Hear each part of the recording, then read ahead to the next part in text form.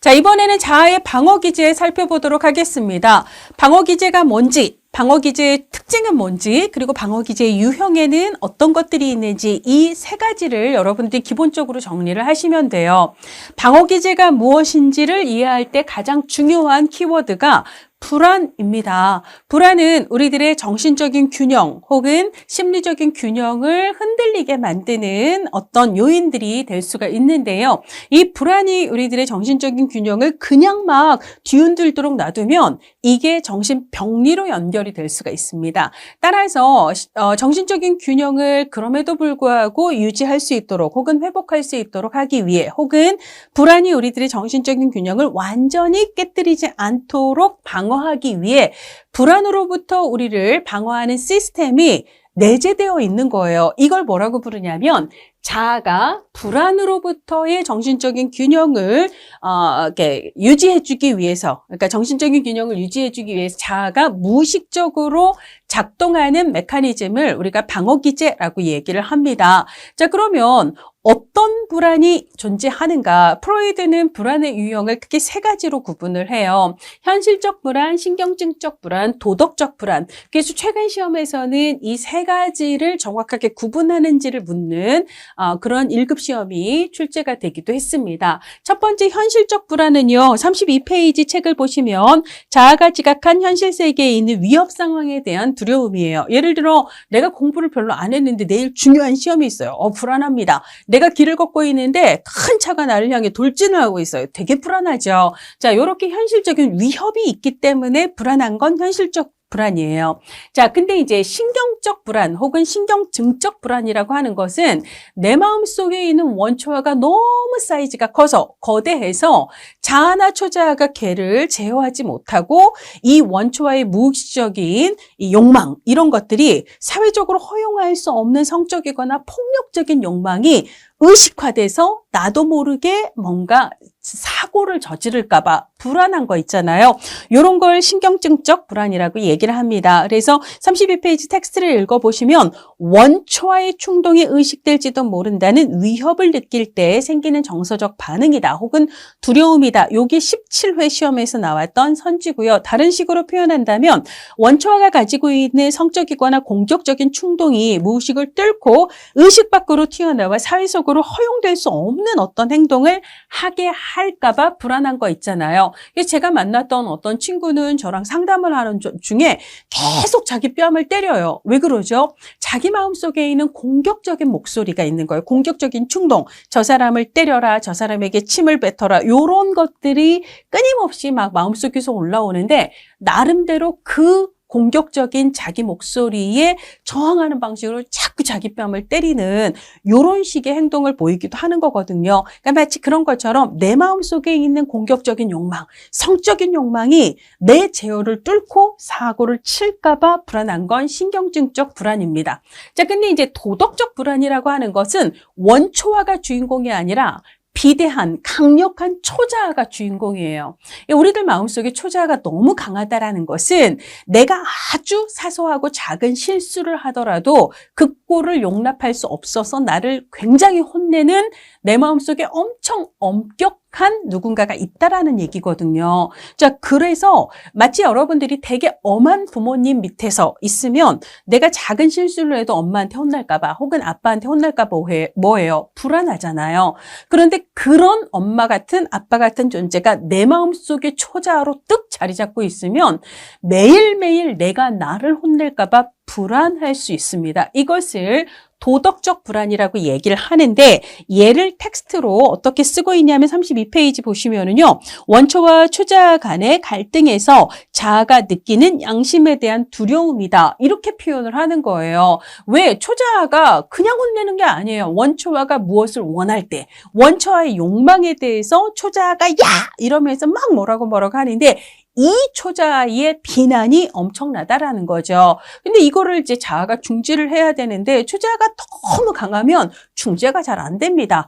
그래서 결국은 초자아가 엄청나게 비난하는 짓을 결국은 하게 되는 요렇게 될까봐 내가 가책을 느끼는 것, 자아가 양심에 대해서 이제 가책을 느끼는 것, 요거를 이제 불안이라고, 도덕적 불안이라고 이야기를 하는 거죠. 자, 그래서 자아가 초자아로부터 벌을 받을 거, 이러면 안 되는데 지금 내가 이런 욕망을 품고 있어서 초자아한테 엄청 혼나겠지? 요렇게 느끼는 그런 불안을 도덕적 불안이라 한다라고 이야기를 하고 있습니다. 자, 그래서 방어기제라고 하는 것은 근본적으로는 우리들이 정신적인 균형을 뒤흔드는 불안을 어떻게든 감소시키는 거에 초점을 두고 있어요. 그러니까 가장 핵심적인 기능은 불안의 감소다라고 이야기를 할 수가 있습니다. 33페이지 맨 위쪽 방어기제의 개념 다시 얘기하면 불안으로 인해 심리적인 불균형이 초래될 때 자아가 정신 내적인 정신의 균형, 즉 평형 상태를 유지하기 위해서 무의식적으로 발동하는 기제다. 이렇게 이야기를 할 수 있다라는 거예요. 자, 그 밑에 방어 기제의 특징 동그라미 2번 보도록 합시다. 모든 방어 기제는 불안의 위협으로부터 나를 보호하려는 수단이 되고 방어 기제의 주된 기능은 불안의 감소에 있다라고 볼 수가 있고요. 자, 그다음에 모든 방어 기제는 의도적인 행동이 아니라 무의식적으로 일어난다. 그래서 자아가 무의식적으로 작동시키는 게 방어기제다라고 아까 얘기를 했습니다. 그리고 이제 세 번째 이거 예전 시험에 나왔던 얘기인데요. 정신 내적인 갈등의 원천을 왜곡하기도 하고 대체하기도 하고 또 어떤 경우는 아예 차단하기도 하는 방식으로 방어기제가 작동을 한다라는 건데요. 예를 들자면 왜곡이라고 하는 것은 실제로는 내가 잘못한 건데도 내가 잘못한 거라고 생각을 하게 되면 초자아한테 맹비난을 받잖아요. 도덕적 불안에 엄청 시달리게 될까 봐 내 잘못이 아니라 네 잘못이야. 딱 남 탓을 하는 방식으로 왜곡을 하기도 하고요. 그다음에 내가 가질 수 없는 어떤 걸 사랑하고 있어요. 예를 들어 우리 오빠를 성적으로 사랑한다거나 우리 오빠를 성적으로 사랑하는 건 이거는 사회적으로 허용되지 않잖아요.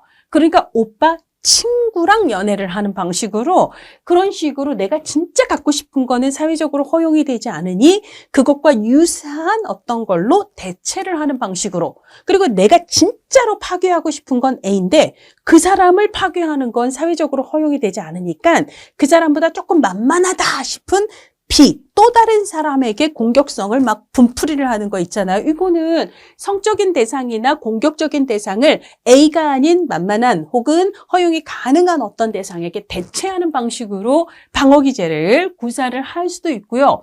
엄연히 존재하는 현실이 이거 그런 일은 없어. 예를 들자면 나의 자녀가 갑자기 사망했다는 소식을 들었을 때 그걸 내가 감당할 수 없거든요. 그러니까 우리 아이는 죽은 게 아니에요라고 아예 그 현실 자체를 차단하는 방식도 있을 수 있고요. 아예 기억을 하지 못하는 그런 방식도 있습니다. 그래서 방어기제는 유형이 굉장히 많은데 이 유형을 크게 우리가 구분을 해본다면 왜곡하는 거 혹은 다른 방식으로 대체하는 거, 아예 차단하는 거 이런 다양한 방식의 방어기제가 있다라는 거예요.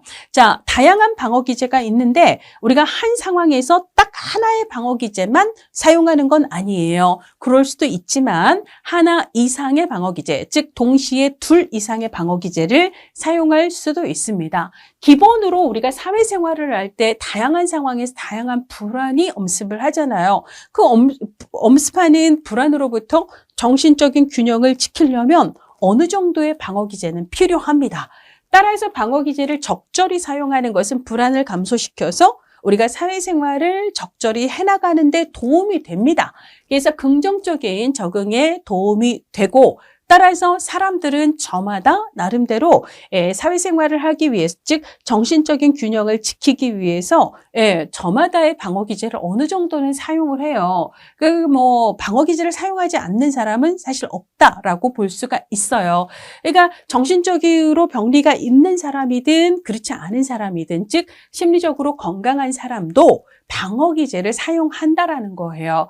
자, 그래서 기본적으로 방어기제가 긍정적인 기능을 즉 불안을 감소해서 적절히 사회생활을 할 수 있도록 도와주는 기능을 하기도 하지만 그렇지만 어떤 경우에는 방어기제가 적절하게 사용되지 못할 때에는 그 자체가 정신병리를 낳을 수도 있다라고 이야기를 합니다. 그래서 여러분들이 34페이지 상단을 보면 방어기제가 어떨 때 정신병리를 낳게 되는가, 방어기제의 병리성을 판단할 수 있는 4가지 기준에 대해서 안나 프로이트가 어떻게 제시를 했는가가 나오고 있어요. 이때 안나 프로이트는요, 지그문트 프로이드, 우리 정신분석 이론의 그 프로이트 있잖아요. 프로이트의 자녀들 중에 막내 자녀였던 막내딸 이름이 안나 프로이트였고요. 안나 프로이트는 본인도 정신분석 이론을 전개를 한 사람이고 프로이트의 이론을 좀 더 체계화시킨 역할을 했습니다. 특히 이제 안나 프로이트는 이 방어기제에 대해서 체계화한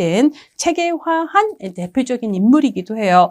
그래서 뭐 여러분들이 서점에 보시면 자아와 방어기제 해서 안나 프로이트가 집필한 책의 번역서를 구입해서 읽어보실 수도 있습니다. 자, 이 안나 프로이트가 쓴 자아와 방어기제라는 책에 보면 사람의 성격이 얼마나 성숙되었는가, 그러니까 성격의 성숙 수준에 따라서 미성숙한 사람들이 주로 사용하는 방어기제가 있고 좀 더 성숙한 사람들이 사용하는 방어기제가 있더라, 이런 식으로 얘기를 해요. 자, 그래서 그 사람이 주로 불안할 때 어떤 방어기제를 사용하는가를 잘 들여다보면 그 사람이 성격적으로 얼마나 성숙한 사람인지 이런 것들을 이해할 수 있다, 파악할 수 있다, 이런 얘기들을 하고 있습니다.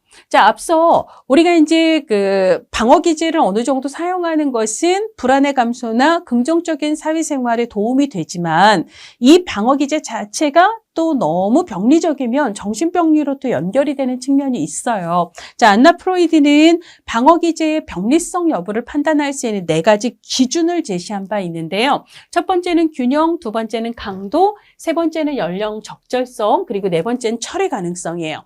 균형이라고 하는 것은요, 다양한 방어기제들 중에 어떤 사람은요, 이 방어기제만 되게 써요. 자, 이런 걸 우리가 균형이라고 얘기를 해요. 특정의 한두 방어기제로 너무 불균형하게 쏠려 있는 거 있잖아요. 이런 걸 우리가 균형, 그러니까 좀 다양한 방어기제를 좀 적절히 쓰고 있는가, 어느 하나에 너무 불균형하게 쏠려 있는가. 그래서 후자에 해당하면 이거는 좀 병리적인 거 아닌가, 이렇게 생각할 수 있다. 그러니까 융통성이 떨어진다라는 거죠. 그래서 뭐 예를 들자면 예전에 이보다 더 좋을 수는 없단가? 이런 영화 보면 이렇게 해서 선을 밟으면 안 되는 이런 강박 있잖아요. 그래서 뭐 손을 계속 씻는 강박이라든지, 그래서 예를 들어 내가 내 마음이 되게 도덕적으로 되게 더럽다라고 느끼는 사람, 자신이 도덕적으로 되게 더러운 인간이다라고 느끼는 사람은 내가 도덕적으로 문제가 있기 때문에 내 안에 있는 강력한 초자의 비난으로부터 항상 죄의식을 느끼거든요. 이런 사람들이 강박적으로 자꾸 손을 씻어요. 그래서 뭐 드라마나 영화에 보면 너무 막 손을 씻어서 살갗이 벗겨져 나가는데도 계속 씻으려고 하는 강박적인 성향을 보이죠? 이런 경우들은 사실 방어기제를 너무 지나치게 어느 하나로 몰려서 쓰는 경우라 해서 균형이 어긋난 이런 방어기제라고 볼 수 있는데, 그런 거는 병리가 될 수 있다는 겁니다. 두 번째는 강도가 되는데요. 그러니까 불안으로부터 나를 방어하기 위해서 방어기제를 구사를 하는 거면 불안의 강도에 맞는 적정한 방어기제여야 되는데, 실제 불안의 사이즈는 이 정도밖에 안 되는데 방어기제는 이 정도 사이즈인 거예요. 그러니까 이게 이제 이 강도가 맞지 않는다는 거죠. 그래서 실제 불안의 정도에 비해서 너무 지나친 방어기제를 사용하는 거, 이런 건 병리성을 판단할 수 있는 기준이 된다. 자, 그 다음에 예를 들자면 첫째 아이가 둘째 동생이 태어나고 난 후에 엄마 사랑을 둘째에게 뺏길까 봐 불안해서 퇴행적인 행동을 보이기도 합니다. 이때 퇴행은 방어기제의 유형 중 하나거든요. 불안하니까 내가 원래는 할 수 있는데 그걸 마치 아가처럼 할 수 없게 되는 퇴행적인 증상을 보이기도 한다는 거예요. 근데 어린아이가 그러는 거는 그 연령에 적절한 방어기제라고 볼 수가 있지만, 그래서 예를 들어 대소변을 이미 가릴 수 있는 아이가 동생이 태어나면서 불안하니까 다시 대소변을 자꾸 실수를 하는 그런 패턴을 보이는 거, 요런 건 뭐 4살, 5살 아이들에게는 나타날 수 있는 현상이다라고 볼 수 있는데, 예를 들어 똑같이 똑같은 행동을 예를 들어 20살이나 30살 된 어른이 예를 들어 불안할 때 대소변을 못 가리거나 마치 마트에서 막 5살 아이가 바닥에서 막 때를 쓰는 아이처럼 그런 식의 퇴행 증상을 보인다면, 퇴행 행동을 보인다면 이런 건 연령에 적절하지 않잖아요. 그러니까 실제로 그 사람이 쓰고 있는 방어 기제가 그 사람의 연령에 얼마나 적절한가, 이것도 병리성을 판단하는 기준이 되고요. 불안해서 방어 기제를 구사했다면 그 불안이 사라지면 방어 기제도 철회해야 되는데 더 이상 그 불안 요인이 존재하지 않는 상황인데도 불구하고 방어 기제를 철회하지 못하고 있다면 이거는 병리성을 판단할 수 있는 기준이 된다라고 얘기를 합니다. 지나치게 한두 방어 기제에 치우쳐져 있거나 불안의 강도 대비 방어 기제의 강도가 지나치게 강하거나 연령에 적절하지 않은 방어 기제를 쓰거나 더 이상 불안하지 않은데도 불구하고 그 방어 기제를 계속 처리하지 못하는 경우, 이렇게 정리를 하시면 되고요. 자, 요걸 병리성을 판단하는 4가지 기준으로 제시를 했는데 요거 암기할 때는 이렇게 암기하시면 될 것 같아요. 강철 균형. 광철 균형인데 그 형은 연으로 연결시키면 되겠습니다. 강도, 처리 가능성, 균형, 그리고 형은 연령, 적절성 해서 이 4가지 기준으로 병리성 판단의 기준을 제시했다라는 거죠. 자, 이번에는 방어 기제의 유형인데요. 이쪽에서 시험 문제가 제일 많이 나옵니다. 그리고 이제 올해 2024년 시험 문제도 방어 기제의 유형과 사례를 옳지 않게 매칭한 걸 찾아내는 문제가 나왔습니다. 첫 번째 억압이에요. 이건 가장 기본적이고 가장 많이 사용되는 거의 디폴트에 해당하는 방어 기제라고 볼 수 있는데, 우리가 이제 그 정신의 지형에서 보면 의식이 있고 전의식이 있고 무의식이 있잖아요. 그러면 의식화되지 않도록, 그러니까 성적이거나 공격적, 사회적으로 허용할 수 없는 성적이거나 공격적인 나의 욕망을 의식화되지 않도록 무의식으로 억압, 눌러버린다는 거예요. 그러면 무의식으로 눌려버린 상태이기 때문에 얘는 의식화되지 않잖아요. 내가 의식하지 못한다, 이걸 달리 말하면 기억하지 못한다는 거예요. 그래서 욕망을 무의식으로 밀어내서 기억을 하지 못하는 형태가 가장 대표적인 억압 방어 기제가 됩니다. 그래서 이제 34페이지 회색 박스 사례를 보면 기억 상실이 가장 대표적인 거죠. 어려운 과제가 있을 때 과제를 잊는 경우, 자신에게 엄청 큰 상처를 준 연인의 이름도 얼굴도 기억이 나지 않는 경우, 시험을 망친 후에 성적 발표 날짜를 아예 깡그리 잊는 경우, 다 공통점은 기억을 못하는 것이 되죠. 이런 건 억압입니다. 자, 2번째는 합리화예요. 합리화는 그럴싸한 변명과 핑계를 대는 거예요. 그러니까 보통 어떨 경우에 우리가 변명과 핑계를 대죠? 내가 뭔가를 잘못했을 때예요. 이거를 내 잘못이다라고 생각을 하게 되면 그럼 내 안에 있는 엄청 무서운 초장한테 내가 혼날까 봐 양심의 가책을 느끼게 되잖아요. 근데 이게 내 잘못이 아니라 뭔가 나는 사실 하려고 했는데 이래서 이렇게 못한 거야. 쟤 때문에 이렇게 된 거야. 이런 식으로 말이 될 만한 어떤 핑계나 변명을 하게 되면, 그래서 내가 이게 어쩔 수 없었어, 이렇게 되면 초장한테 덜 혼나게 되잖아요. 그래서 초장한테 혼날까 봐 그럴싸한 핑계, 변명을 대는 걸 합리화라고 얘기를 하는데, 35페이지 맨 위쪽에 합리화에도 크게 4가지의 합리화 유형이 있습니다. 혹은 방식이 있는데, 가장 첫 번째 심포도형이 가장 많이 나오는 거죠. 심포도형이라는 것은 우리 이솝 우화에 보면 여우가 포도를 딸래다가 자꾸 키가 안 닿아서 높은 곳에 있어서 실패를 했어요. 그랬더니 어차피 저거는 너무 쉬어서 먹지도 못하는 거, 그냥 한번 따보려고 했던 거지 뭐 굳이 먹고 싶어서 딴 건 아니야, 이런 거 있잖아요. 그러니까 내가 개를 가지지 못한 건 실패가 아니라는 거예요. 그냥 한번 해본 거야. 이런 정도라는 거죠. 실패가 아니다. 그래서 심포도형은 어떤 목표를 달성하려고 했지만 실패한 사람이 나는 그거 특별히 그렇게 너무 갖고 싶었던 건 아니야, 요렇게 얘기를 하는 거죠. 자, 그 다음에 2번째는 달콤한 레몬형이에요. 달콤한 레몬형은 그냥 지금이 차라리 나. 이런 경우는 예를 들어 내가 옆집 남자 있잖아요. 옆집 남자 유부남, 나 유부녀예요. 근데 그 남자만 볼 때마다 막 내 가슴이 콩콩콩콩 뛰고 내 안에 있는 성적인 욕망이 막 치솟아 오릅니다. 그러시면 안 되는 거잖아요. 요럴 때 내가 어떻게 합리화를 하냐면 이런 거죠. 옆집 남자는 유부남이라 가질 수 없어요. 그러니까 뭐라고 얘기를 하면 그냥 뭐 새 차 적응하느니 헌차 고쳐 쓰는 게 낫지. 지금 이렇게 사는 게 더 낫지. 뭐 이런 것들이 있잖아요. 저거를 가졌을 때보다 차라리 지금 이 상태가 낫지. 이런 식으로 생각하는 방식은 달콤한 레몬형이에요. 자기가 현재 가지고 있는 것이야말로 자신이 진정 원하던 것이야. 이런 식으로 받아들이는 거죠. 투사형은 남 탓하는 방식입니다. 투사라고 하는 방어 기제가 여기 따로 있는데요. 투사라는 방어 기제로 자신을 합리화하는 거라는 거예요. 그러니까 투사는 투사 방어 기제이기도 하고 그 투사가 합리화 방어 기제에 속할 수도 있다라고 생각을 할 수가 있는데요. 그러니까 내가 잘못한 게 아니라 제가 잘못한 거야. 남 탓을 하는 형태를 투사형이라고 얘기를 하고요. 마지막에 망상형이라고 하는 것은 원하던 일이 마음대로 되지 않았을 때 자신의 능력에 대해서 그래서 너무 뻥을 치는 거죠. 허구적인 신념을 가짐으로써 실패의 원인을 합리화하는 방식인데요. 예를 들자면 우리가 이제 어떤 회사에 지원을 했고 근데 내가 떨어진 거예요. 그러면 실패잖아요. 이거에 대해서 심포도형 방어 기제는 뭐냐면 어차피 나도 그 회사에 너무 그렇게 목맸던 건 아니야. 뭐 한번 시험 봐본 거지. 뭐 거기 꼭 들어가려고 했던 건 아니야. 이렇게 얘기를 하는 건 심포도형이에요.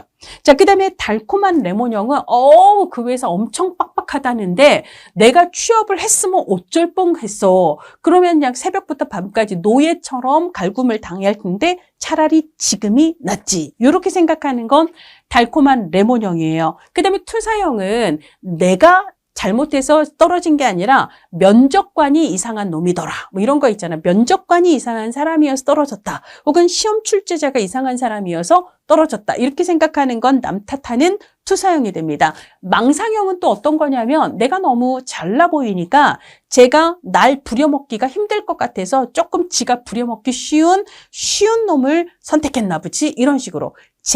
내가 너무 뛰어나니 내가 부담스러워서 안 뽑았다. 이렇게 생각하는 방식은 망상형이라고 볼 수가 있는데요. 어쨌거나 그러니 내가 실패한 건 아니야. 이게 합리화의 핵심이라는 거예요. 이런 거고요. 자, 그 다음에 이번에는 전치입니다. 전치는 주로 시험에 나오는 사례는요. 우리가 이제 성적인 욕망, 공격적인 욕망이 있잖아요. 공격적인 욕망의 실제 대상은 A예요. 근데 진짜 A가 너무 미워서 때려 죽이고 싶거든요. 본심은 그렇다는 거예요. 아까 죽음의 욕망, 파괴의 욕망이라고 얘기했잖아요. 근데 그 A가 나의 부모, 나의 선생님, 나의 직장 상사. 그러면 내가 본심대로 할 수는 없습니다.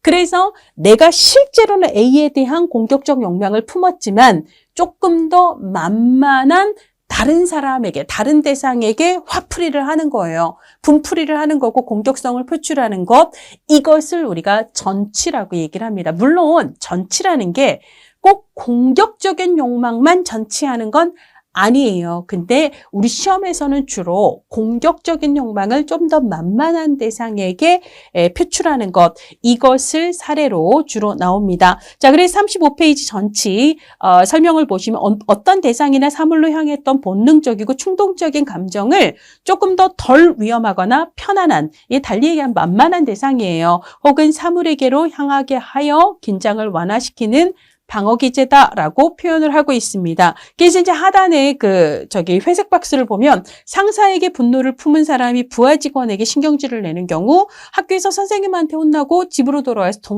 동생한테 짜증을 부리는 경우, 이런 경우들. 그다음에 그 밑에 사례를 보면 형을 미워하는 동생이 형한테는 따지질 못하니까 형의 공책에 분풀이를 하는 거죠. 공책을 찢어버리는 거. 자, 이런 것들. 그다음에 그 밑에 보면 아빠에게 혼난 화풀이를 개에게 발길질로, 이러면 안 되는데 이게 옛날에 시험 문제에 실제 나왔던 사례라서 여기다 표현을 해놨습니다. 뭐 이렇게 표현을 하는 경우, 혹은 뭐 길가에 돌멩이를 발로 뻥 차는 경우, 이런 경우들이 가장 대표적인 전치가 돼요. 자, 그런데 땡땡땡 세 번째 땡에 보면 도덕적 타락에 대한 강한 무의식적인 죄책감을 느끼는 사람이 하루에 수십 번씩 손을 강박적으로 씻는 경우, 아까 이거 균형 얘기하면서 말씀을 드린 거예요. 병리성을 판단하는 첫 번째 기준, 균형 있잖아요.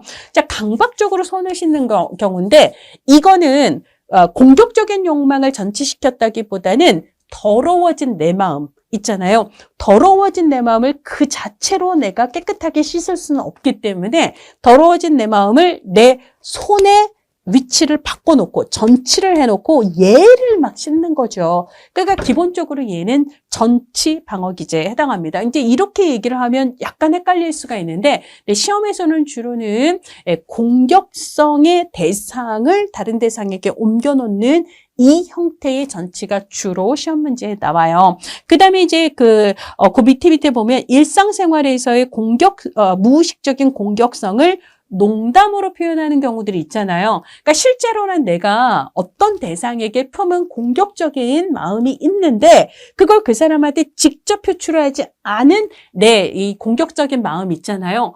이거를 사람들이랑 농담을 하는 과정에서 다른 사람을 조금 이렇게 비난하거나 공격하는 그런 식의 농담으로 조금씩 이게 표출을 하는 거예요. 그러니까 이쪽에 원래는 공격적인 욕망인데 이거를 공격적인 까는 이게 농담으로 표출하는 것도 이것도 전치에 해당할 수 있다라는 겁니다.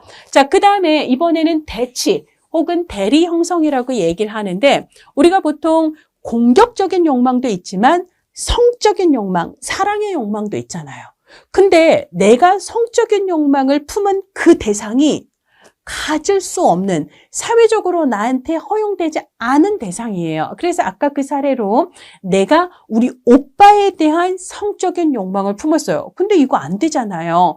그러니까 그 대상이랑 비슷한 허용 가능한 대상을 사랑하게 되는 거, 그러니까 연애하게 되는 거, 이런 것들을 우리가 대치라고 얘기를 합니다. 자, 그래서 전치는 A를 파괴하고 싶지만 A한테는 직접 표출을 못하니 좀 만만한 B에게 파괴적인 욕망을 표출하는 방식은 전치가 되는 거고 내가 실제로 원하고 갖는 거, 갖고 싶은 것은 A지만 그게 나한테 허락되지 않으니 걔랑 비슷한 허용 가능한 B를 취하는 것. 이런 방식은 대치, 대리 형성이라고 얘기를 해요. 자, 그 다음에 다섯 번째로 분리라고도 하고 격리라고도 하는 방어 기제가 있는데요. 자, 우리가 어떤 특정의 상황에서 굉장히 극심한 공포와 두려움과 불안과 막 상처와 막 이런 것들을 느꼈다고 합시다. 그러면 그때 그 상황에서 내가 그 사건으로 인해서 그렇게 충격적인 감정을 느낀 거잖아요. 그런데 무슨 일이 있었는지는 다 기억을 해요. 그런데 그 일을 겪었을 당시에 내 마음 있잖아요. 내 감정. 이것을 떠올리는 걸 감당할 수가 없어서 기억은 하면서도, 그러니까 무슨 일이 있었는지에 대한 상황은 기억하면서도 그때 내가 느꼈던 감정은 떠올릴 수가 없는 것. 이것을 분리한다라고 얘기를 합니다. 기억은 의식으로, 그 다음에 감정은 무의식으로 분리시켰다라는 거죠. 그래서 예를 들자면 지난 일주일 동안 나에게 얼마나 끔찍한 일이 일어났었는지를 너무 덤덤하게 얘기하는 클라이언트가 가끔 있어요. 무슨 일이 있었는지를 마치 남 얘기하듯이 아무런 감정 없이 그냥 얘기해요. 이런 경우가 가장 대표적인 분리방어 기제다라고 보시면 되겠습니다. 자, 반동 형성은요, 자신의 본심을 반대로 표현하는 거예요. 그럼 본심, 예를 들어 내가 A라는 사람에게 품은 본심은 공격적인 거거든요. 근데 그 사람만 보면 되게 깍듯하게 자꾸 챙겨주는 거예요. 미운데 떡 하나 더 주는 이런 거 있잖아요. 이거 반동 형성입니다. 거꾸로 내가 그 사람한테 품은 건 성적인 욕망이에요. 나 그 사람 너무 좋거든요. 그런데 이상하게 그 사람만 보면 자꾸 띡띡거리고 괴롭히고 그래요. 그러니까 본심과 반대로 그 사람한테 표출하는 건 반동 형성입니다. 자, 그 다음에 취소라고도 하고 원상복구라고도 하는 것은요, 내 욕망이 누군가에게 상처가 되고 누군가에게 피해를 입히기도 하죠. 그러니까 그럴 때 나 때문에 그 사람이 받은 피해에 대한 내가 도덕적 불안, 양심의 가책을 느끼죠. 그러니까 그 사람이 나 때문에 당한 피해를 되돌리고자 없애고자, 달리 얘기하면 마치 지우개로 지우고자 하는 마음으로 나도 모르게 하게 되는 행동들이 있는데요. 이거를 우리가 취소방어기제라고 이야기를 합니다. 그래서 뭐 어린아이가 동생이 미워서 동생을 딱 때려요. 막 동생이 엄청 울거든요. 그리고 막 때리고 나서 동생을 막 안아주는 경우 있잖아요. 내 공격적인 게 동생에게 어떤 피해를 입혔는데 바로 막 안아주는 거. 그다음에 엄마가 정말 모진 말로 자식에게 엄청나게 혼을 냈습니다. 그렇게 막 자식을 혼내놓고 난 다음에 미안해지는 거예요. 그러니까 밥상을 아들이 좋아하는 거, 자식이 좋아하는 걸 엄청 챙기는 엄마의 마음 있잖아요. 미안한 거예요. 내 모진 말이 내 아이에게 준 상처를 되돌리고 싶은데, 그러니까 이제 아이가 좋아하는 음식을 챙겨주는 방식, 이런 것들은 취소 방어 기제다라고 볼 수가 있습니다. 드라마에서는 이런 게 많이 나와요. 예를 들자면 A와 B가 부부입니다. B가 바람이 났습니다. 자기 회사의 미스 킴 C를 너무 좋아하는 거예요. 둘이, 그러니까 미스 킴에 대한 성적인 어떤 그 욕망을 품고 있다라는 거죠. 바람이 난 거예요. 그럼 누구한테 상처가 되죠? 자신의 아내인 A한테 본인이 상처가 되는 욕망을 품고 있잖아요. 그러니까 원래 바람나기 전에는 A한테 무심했던 남편이 오히려 성적인 욕망으로 바람기가 발동이 되고 난 다음에 오히려 A, 자기 배우자한테 이전보다 더 따뜻하게 잘 해주는 현상이 있을 수 있어요. 이런 거 취소 방어 기제. 지금 나의 이런 욕망으로 내 아내가 받은 상처를 나도 모르게 이렇게 조금 중화시켜 주려고 하는 그런 행동으로 이제 한다는 거죠. 자, 이번에는 투사와 투입을 구분을 하셔야 되는데요. 투사는 남 탓을 하는 게 핵심인 거고요. 투입은 거꾸로 내 탓을 하는 게 핵심입니다. 그래서 이제 아까 투사는 아까 합리화 방어 기제에 뭐가 있었어요? 심포도형, 그 다음에 달콤한 레몬형, 그 다음에 세 번째는 투사형, 그 다음에 마지막이 망상형이 있었는데, 이때 그 투사, 남 탓하는 거 있잖아요. 내가 시험에서 실패한 건 내 잘못이 아니야. 시험 출제자가 이상한 문제 냈어. 면접자가 이상한 것만 자꾸 물어봤어. 이런 것들 있잖아요. 내가 아니라 걔가 잘못한 거야. 이런 식으로 둘러대는 게 합리화라고 얘기를 했는데, 그런 방식으로 남 탓을 하는 게 핵심인 게 투사라고 보시면 돼요. 자, 그래서 투사 한번 보시면 37페이지, 용납할 수 없는 자신의 충동, 욕구, 감정, 생각, 행동, 실패를 무의식적으로 다른 사람 혹은 환경 탓으로 돌리는 방어 기제다라고 이야기를 합니다. 자, 그래서 투사 방어 기제를 보면은요, 그 박스 한번 읽어보세요. 성적인 충동을 강하게 억압하고 있는 여성이 남자는 다 엉큼한 늑대야 라고 얘기를 해요. 이게 왜 투사가 되죠? 내가 잘못한 게 아닌 거예요. 성적인 욕망을 내가 품고 있는 게 아니라 세상 남자들이 다 엉큼해, 늑대야, 남자들이 문제야 라고 이야기를 하고 있는 거거든요. 자, 이런 거는 투사 방어 기제에 해당하는 거고요. 대표적인 예는 시험을 망치고 난 후에 출제자 탓하는 게 가장 대표적인 투사 방어 기제입니다. 그다음에 세 번째 사례 보면 바람을 피우는 남편이 아내가 바람 피울까 봐 오히려 아내를 막 감시를 하는 거예요. 그러면 지금 바람은 내가 피우고 있으면서 내가 아니라 아내가 바람을 피우는가 봐 이렇게 생겨요. 내가 문제가 아니라 네가, 이런 식으로 덮어쓰기를 하는 거거든요. 요것도 투사 방어 기제가 되는 거고요. 자신이 싫어하는 직장 상사에 대해서 상사가 나를 싫어하기 때문에 우리 사이가 나쁜 거지 내가 싫어해서가 아니야 라고 생각하는 거, 이거 그 사람이 나를 싫어해서 이렇게 생각하는 거, 요것도 투사 방어 기제가 되는 거죠. 낮은 성적의 이유는 내가 공부를 안 해서가 아니라 교수가 이상한 문제를 내서다, 이렇게 얘기를 하는 거 다 투사 방어 기제에 해당합니다. 투입은 거꾸로 내 탓하는 거예요. 자, 설명을 읽어보시면 애증과 같은 강한 감정을 직접적으로 표현하는 것을 피하고자 외부 대상을 자신의 내면의 자아체계로 받아들이는 방어 기제다. 너무 이상하고 어려운 말인데요. 그 밑에 박스를 보시면 실제로는 어머니에 대한 적개심을 품은 딸이 그러한 마음을 자아에 수용할 수 없어서 어머니를 자기 내면의 자아체계로 내면화시켜 자기 자신에 대해서 적개심을 품게 되는 경우, 그러니까 아이들이 학대를 당하는 경우 있잖아요. 엄마나 아빠로부터 뭐 신체적인 혹은 성적인 학대를 당하고 있는 경우, 그러면 누가 미워요? 엄마, 아빠가 미운 거잖아요. 내 공격성을 우리 엄마, 아빠에 대해서 품고 있는데, 근데 그들이 나의 엄마, 나의 아빠라서 사실은 마음 편하게 미워할 수도 없는, 마음 편하게 공격적인 욕망을 품을 수도 없는 거죠. 그래서 화살표, 실제로는 이들에 대한 공격성인데 이거를 이쪽으로 표출을 하는 거예요. 이 사람들, 실제 공격성의 대상을 내 안으로 옮겨놓고 이들이 아니라 내 안에 있는 그들, 즉 나를 향해서 공격성을 품게 되는 거예요.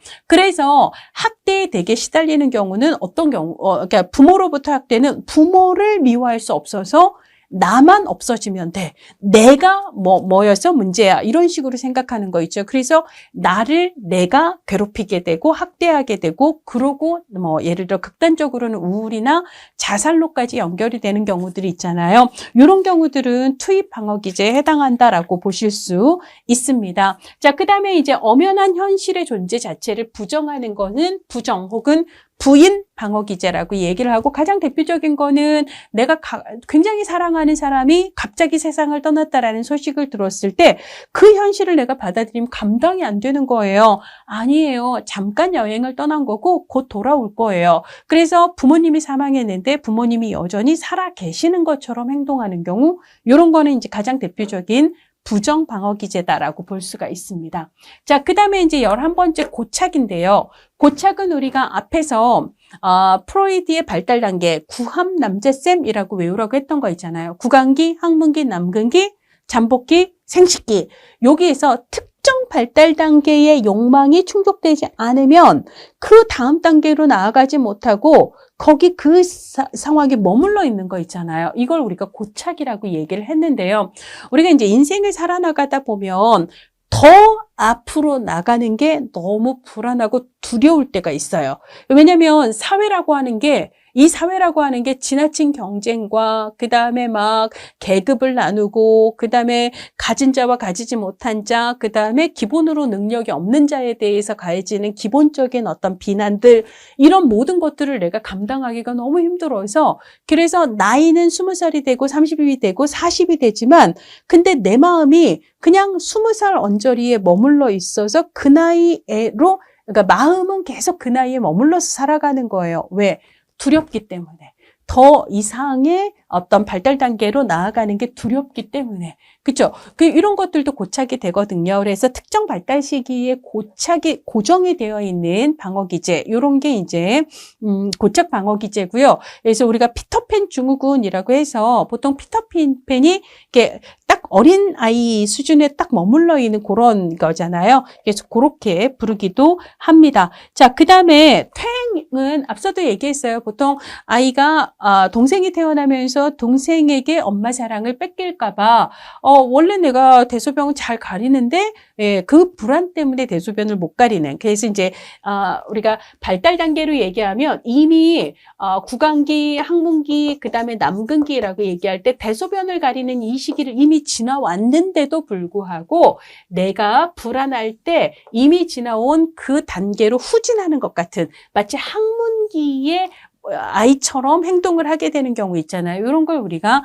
퇴행이라고 이야기를 합니다. 그래서 아가처럼 행동하는 게 이제 퇴행의 가장 본질적인 특징이라고 볼 수가 있어요. 그 외에 이제 승화라고 하는 것은 성적이거나 공격적인 욕망 그 자체는 사회적으로 허용되지 않는 욕망인데 얘를 사회적으로 허용 가능한 형태로 표출하는 거예요. 성적인 욕망이 강한 사람이 예술가가 돼서 이것을 승화시킬 수도 있고, 공격적인 욕망이 강한 사람이 권투 선수나 혹은 격투기 선수가 돼서 공격적인 것을 표출을 할 수도 있습니다. 막 상대방을 때려 눕힌다고 해도 이거는 사회적으로 문제가 되지 않잖아요. 내가 격투기 선수라면 이런 방식으로 표출하는 건 승화라고 얘기를 합니다. 자, 그다음에 이제 보상이라고 하는 것은요, A에서 내가 느끼는 결핍을 A가 아닌 B에서 충족하려고, 채우려고 하는 현상을 보상 방어 기제라고 이야기를 합니다. 39페이지에 보면 이 보상 심리 혹은 보상 방어 기제는 긍정적인 형태의 보상 방어 기제도 있고 조금 부정적인 형태로 표출이 되는 보상 방어 기제도 있을 수 있어요. 그래서 긍정적인 형태는 청각 장애인이 유명한 음악가가 되는 거, 청력을 잃었지만 그럼에도 불구하고 다른 방식으로 이게 음악가로 성공함으로써 여기서의 마이너스를 플러스로 보상을 할 수 있다라는 거죠. 그다음에 성적은 마이너스지만 운동선수로서 성공을 해서 여기서 플러스를 시키는 형태가 있고요. 그다음에 자신의 친부모에게 효도를 하지 못했던 사람. 근데 부모님은 돌아가셨거든요. 그러니까 이제 동네에 홀로 된 독거 어르신들에게 극진하게, 그러니까 여기서 내가 못했던 마이너스를 이분들에게 극진한 효도를 다함으로써 플러스를 채우는 방식이 있잖아요. 이런 건 보상 방어 기제에 해당한다라고 볼 수가 있습니다. 근데 그 반사회적인 행동을 하는 친구들이 있잖아요. 우리 청소년 자녀가 사실 집에서는 부모의 관심과 사랑을 받지를 못하고 있어요. 인정도 못 받고 있어요. 근데 집에서는 거의 먼지처럼 살고 있는데 밖에 나가서 애들 좀 접했고 돈 좀 뺏었더니 다른 애들이 다 나를 막 이렇게 우러러보고 이러는 것 같아요. 막 내가 막 짱 먹고 그래요. 그러니까 여기서 마이너스를 다른 애들을 괴롭히는 방식으로 다른 애들이 나를 함부로 무시하지 못하는 거. 이쪽엔 무시, 저쪽에서 날 무시하지 않아. 이쪽은 마이너스, 이쪽은 플러스. 이런 방식으로 보상하려고 하는 경향으로 이해를 할 수도 있다라는 거죠. 이런 반사회적 행동도 보상 방어 기제의 연장선에서 이해를 할 수 있는데, 그래서 보상이 이렇게 플러스, 그러니까 좋은 방향으로 나타날 수도 있지만 그렇지 않은 방향으로 나타날 수도 있다라는 거죠.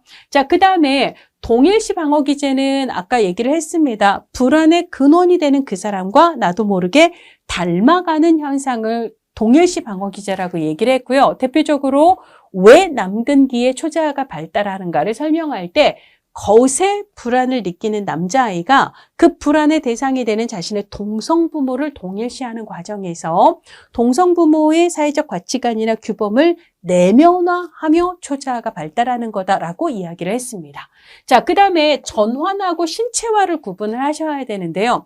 둘 다 공통점은 심리적인 갈등이나 불안이 어떤 증상으로 표출이 되는 거예요. 둘 다 그런데요. 근데 전환이라고 하는 것은 어떤 증상이냐면 감각기관의 어떤 문제라든지 수의근 계통의 문제 증상으로 표출이 되는 겁니다. 감각기관은 뭐가 있죠? 눈으로 보고, 코로 냄새 맡고, 입으로 맛보고, 귀로 듣고, 그 다음에 피부로 촉각을 느끼는 거, 이런 거 있잖아요. 이게 에러가 생기는 거예요. 왜? 심리적인 갈등이 너무 강할 때. 들어도 들리지 않고요. 눈이 깜깜해서 안 보여요. 아무런 냄새도 맡을 수 없고요. 맛을 느낄 수 없어요. 뜨거운 걸 만져도 뜨겁다는 걸 지각을 하지 못해요. 심리적인 충격과 갈등이 너무 커서. 이런 건 전환 방어 기제라고 이야기를 합니다. 자, 그 다음에 수의근 계통이라고 하는 것은 내가 나의 의지로 움직일 수 있었던 근육 계통에 문제가 생기는 거예요. 자, 여러분 오른손 올려보세요. 올릴 수 있죠. 왼손 올려보세요. 올릴 수 있습니다. 걸어보세요. 걸을 수 있어요. 그러니까 내가 내 의지로 통제가 가능했던 이쪽에 문제가 생기는 거예요. 그래서 심리적인 충격이나 갈등이 너무 강할 때 갑자기 다리가 움직이질 않아요. 팔이 마비가 돼서 움직이지 않아요. 그래서 우리가 영화나 드라마 같은 데에서도 너무 큰 쇼크와 공포에 쩔은 사람이 마음으로는 도망가 외치는데 다리가 말을 듣지 않아서 전혀 움직이지 못하는 상태, 이런 경우들이 있잖아요. 이거는 무슨 방어 기제?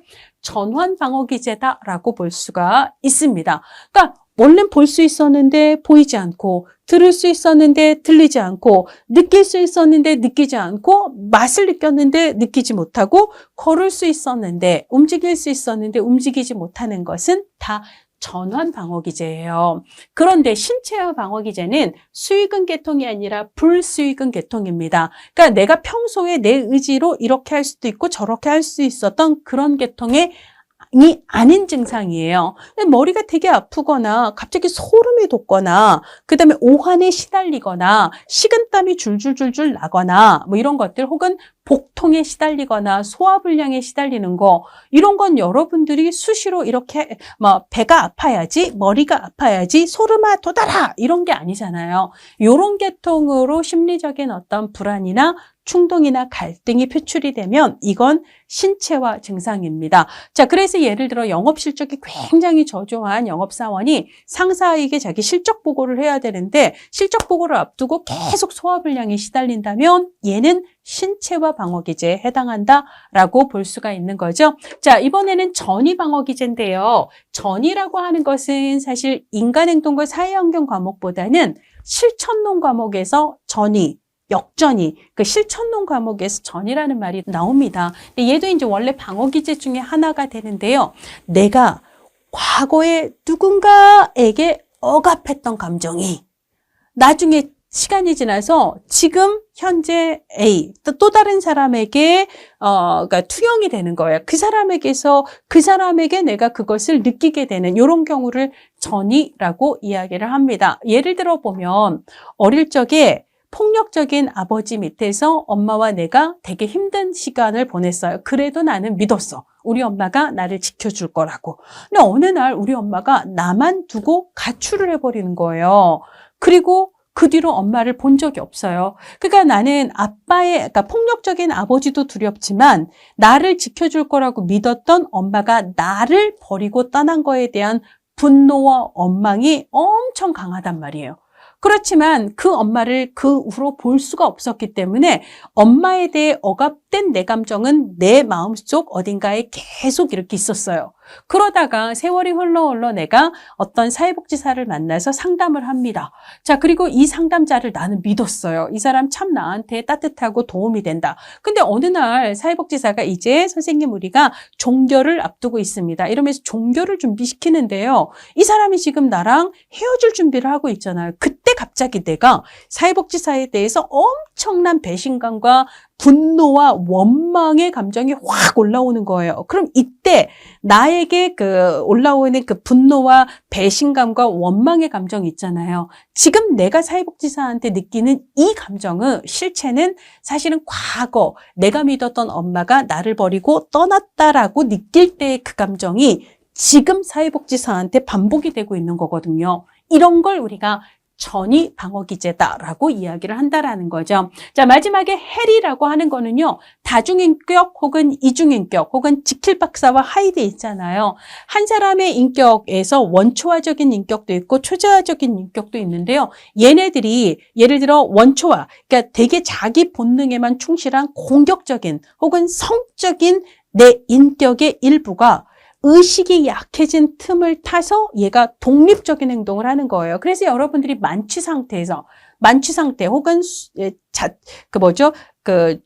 수면 상태 있잖아요. 혹은 마취에서 깨어나면서 의식이 되게 약한 상태에서 있잖아요. 그래서 마취에서 깨어날 때 의식이 상당히 약한 상태에서 내가 예를 들자면 간호사 손을 쓰다듬으면서 예쁘네요 이런 얘기를 한다든지 이런 거 뭐예요? 의식이 약한 틈을 따서 내 안에 있는 성적인 욕망이 그런 식으로 행동을 한 거예요. 그 다음에 만취 상태에서 내가 성적인 행동을 하거나 내지는 막 폭력적인 행동을 하거나 혹은 내가 수면 상태에서 그래서 1987년에 캐나다에서는요. 원래 평소에 장모님이랑 되게 사이가 좋았던 사위가 밤사이에 몇 킬로미터 떨어진 그 장모님 집에 차를 타고 가서 장모님을 살해한 사건이 있었어요. 근데 이게 무죄 판결 났습니다. 왜? 이 사람은 수면 상태에서 자신의 폭력적인 그 인격이 독립적으로 장모를 살해하는 상황을 인지를 못했다라는 거예요. 그래서 내 안에 있는 굉장히 공격적이거나 굉장히 성적인 욕망이 있는 이런 그 원초화적인 인격체가 마치 의식이 약한 틈에 또 다른 독립적인 행동을 하고 그리고 내가 실제로 정신이 들었을 때는 걔가 그런 행동을 했다라는 걸 내 안에 있는 또 다른 인격이 그런 행동을 했다라는 걸 내가 전혀 의식을 하지 못하는 이런 상황들, 이런 걸 우리가 해리라고 이야기를 합니다. 자, 그러면 우리 이제 이렇게 해서 2장의 내용은 살펴보았고요. 방어기제 종류가 굉장히 많죠. 그래서 어수선하지만 여러분들이 쭉 한번 가장 본질적인 것들을 기억을 좀 해주셨으면 좋겠어요. 자, 2024년 기출문제 한번 보도록 할게요. 2024년에는 딱 한 문제, 방어기제 유형 문제가 나왔는데요. 259페이지 11번 문제입니다. 방어기제와 그 예시로 옳지 않은 것은 합리화는 그럴듯한 변명을 하는 거라고 얘기를 했고요. 나도 그거 별로 원했던 건 아니야. 이런 심포도형도 있고 아유 차라리 지금이 낫지. 이런 달콤한 레몬형도 있고 개 탓이야. 이런 건 투사형이라고 있고, 걔네들이 나를 좀 부담스러워했나? 이렇게 생각하는 망상형, 다 합리화에 해당한다라고 얘기했어요. 지원한 회사에 불합격한 후, 나 그냥 한번 지원해본 것이고, 합격해도 나 별로 다닐 마음 없었어. 이렇게 생각하는 건 무슨 형? 심포도형 방어기가 합리화에 해당합니다. 그래서 1번은 맞고요. 자, 억압은 의식하지 못하는 거, 기억하지 못하는 거예요. 시험을 망친 후에 성적 발표 날짜를 아예 잊어버리는 거예요. 기억을 못하는 것은 억압입니다. 자, 투사는 남 탓이 핵심이라고 했고요. 투입은 내 탓이 핵심이라고 얘기를 했습니다. 자신이 싫어하는 직장 상사에 대해서 내가 너를 싫어하는 게 아니고 네가 나를 싫어해서 그런 거야. 네 탓이야. 우리 관계가 이 모양 요 꼴인 것은 내 탓이 아니고 네 탓이야 라고 생각을 한다면 이건 투사가 맞아요. 상사가 나를 싫어해서 야 라고 상사 탓을 하고 있잖아요. 자, 그래서 3번도 맞습니다. 반동 형성의 핵심은요. 본심과 반대로 좋아하는데 괴롭히고 싫어하는 사람한테 굉장히 우호적으로 잘 대하는 거예요. 자, 관심이 가는 이성에게 짓궂은 말을 해요. 그래서 좋아하는데 띡띡거린다는 거니까 얘는 반동 형성이 맞습니다. 그럼 답은 5번이 되겠죠. 전치라고 하는 건 보통은 공격적인 욕망을 좀 더 만만한 대상에게 표출하는 거거든요. 자, 낮은 성적을 받은 이유를 교수가 중요하지 않은 문제만 출제한 탓이다. 그러면 내가 시험을 잘못 본 게 아니라 이거는 순전히 교수 탓이다라고 남 탓을 하고 있잖아요. 그럼 얘는 전치가 아니라 투사가 되는 거죠. 전치는 그래서 교수가 너무 미워 죽겠는데 교수한테 직접은 못 따져요. 그러니까 길가에 돌멩이를 발로 차면서 시발시발 하는 거죠. 이런 건 전치라고 이야기를 할 수가 있겠지만 얘는 투사가 맞습니다. 자, 이번에는요. 우리 OX 문제 한번 풀어보도록 할게요. 몇 페이지냐면 43페이지입니다. 자, 43페이지 기출에 나왔던 대표적인 선지들 보도록 할게요. 프로이트 정신분석 이론의 개념이나 특징하고 관련해서 자, 1번 자아는 의식, 전의식, 무의식의 세 측면을 모두 가진다. 맞나요? 맞습니다. 자, 얘는 맞고요. 자, 그러면 이 자리에 자아가 아니라 초자아가 와도 맞아요. 자아와 초자아는 둘 다 의식, 전의식, 무의식 세 측면 모두 갖는다. 맞고. 근데 이 자리에 원초아가 오면 틀립니다. 원초아는 무의식의 측면만 갖는다. 이렇게 해야 맞는 거죠. 자, 거세 불안과 남근 선망은 어느 시기의 키워드죠? 남근기예요. 자, 우리가 프로이트의 심리 성적 발달 단계 순서를 어떻게 외우라고요? 구함, 남자쌤, 구강기, 학문기, 그 다음에 남근기, 잠복기, 그 다음에 생식기예요. 근데 구항, 남, 잠생 이게 좀 어려우니까 구함, 남자샘 이렇게 외우라고 했습니다. 자, 그래서 구강기 특징 복습 삼아서 볼게요. 구강기에는 구강 전기에는 빠는 욕망, 구강 후기에는 깨무는 욕망. 그래서 빠는 걸 구강 동조, 구강 수동, 그 다음에 깨무는 걸 구강 공격 이런 얘기 했던 거 기억나시죠? 자, 그 다음에 이때 이유의 과정을 거치면서 구강기에는 최초의 양가 감정을 양육자에게 경험한다. 이런 얘기도 있었고요.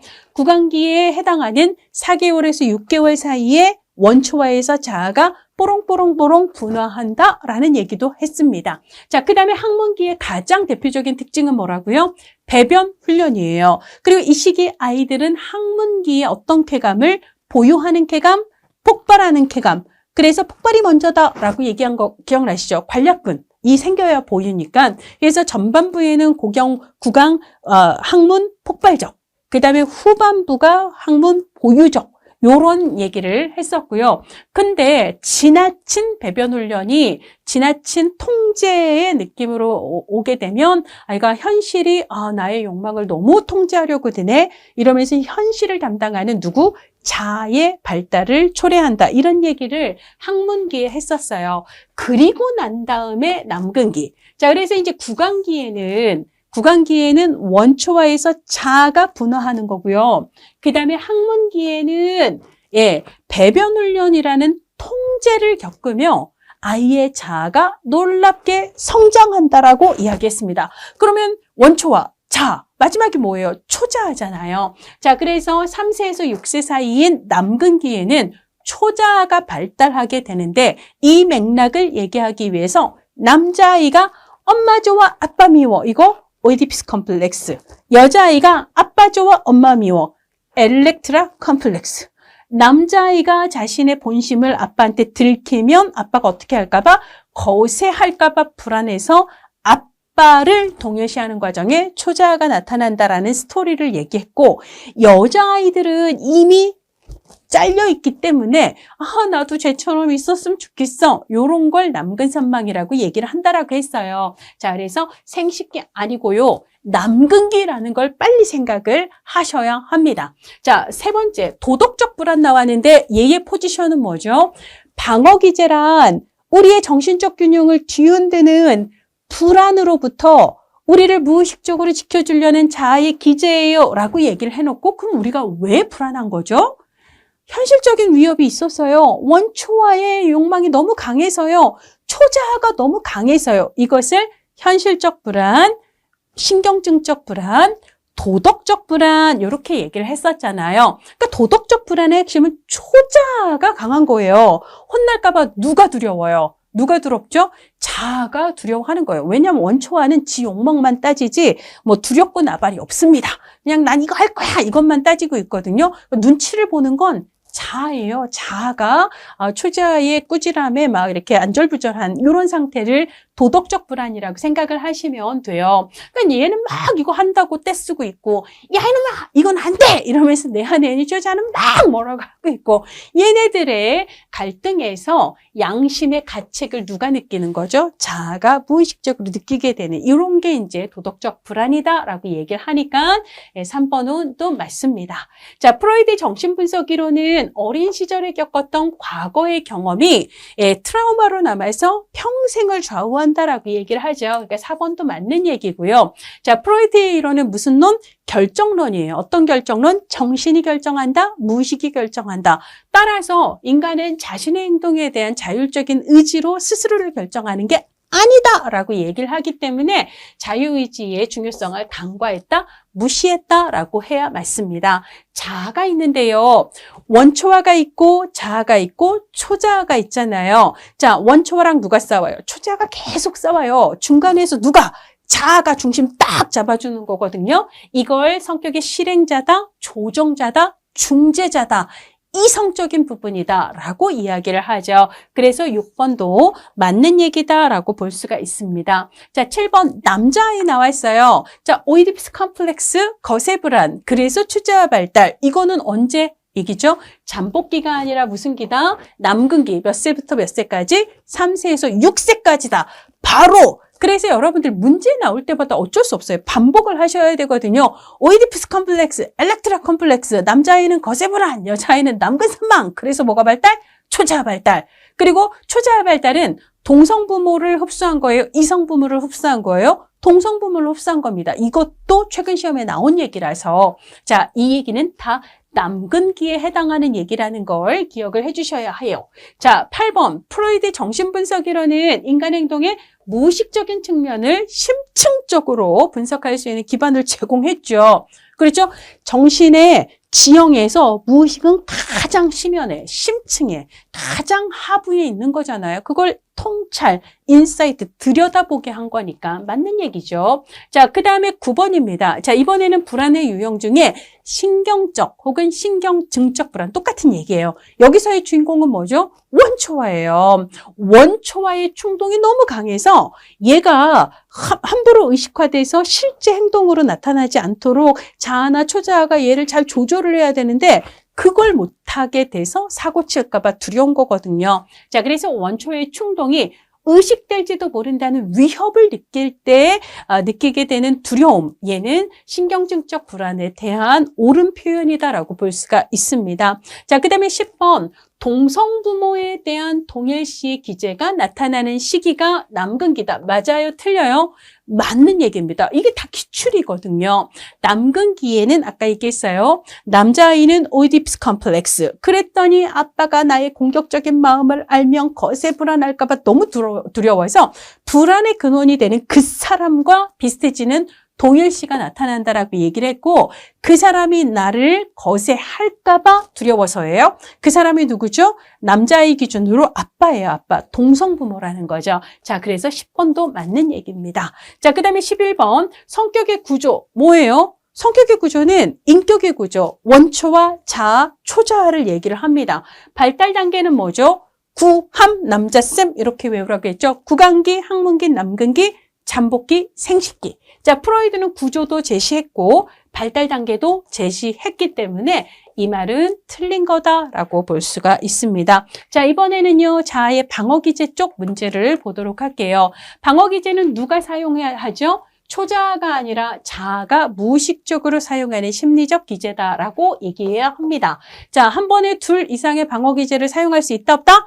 있다가 맞아요. 자, 그 다음에 억압은 갈등 해결에 사용되는 가장 대표적인, 이건 거의 디폴트거든요. 억압이 가장 일반적이고 대표적인 방어 기제인 거 맞습니다.